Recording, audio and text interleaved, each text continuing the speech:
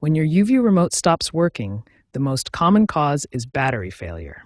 Let's start by testing your current batteries to see if they need replacement.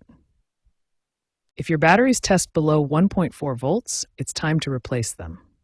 Use high-quality alkaline batteries and ensure they're properly aligned with the positive and negative terminals. If new batteries don't solve the problem, your remote may need to be repaired with the YouView Box.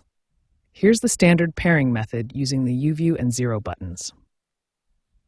If the standard pairing method doesn't work, try this alternative approach. First, unplug your YouView Box for 30 seconds, then reconnect it and wait for it to fully start up. Remember to clean the battery contacts with a dry cloth to remove any corrosion, and always use high-quality alkaline batteries for the best performance. These simple steps resolve most YouView remote issues. When battery replacement and repairing haven't resolved your YouView remote issues, the next step is performing a soft reset of your YouView Box. This process can resolve software conflicts that may be preventing proper remote communication. Navigate to Settings, then Device Management, and select Reset. This soft reset option allows you to choose whether to keep your recordings while clearing system conflicts. If your remote is completely unresponsive and you cannot access the Settings menu, a hard reset may be necessary. This involves using the physical reset button located on your YouView Box.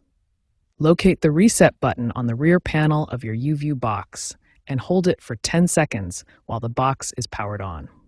The box will restart and require complete setup, but this can resolve persistent remote communication issues. Environmental factors can significantly impact your remote's performance.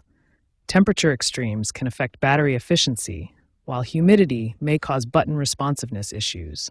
Electronic interference from common household devices can disrupt the infrared signal between your remote and YouView Box.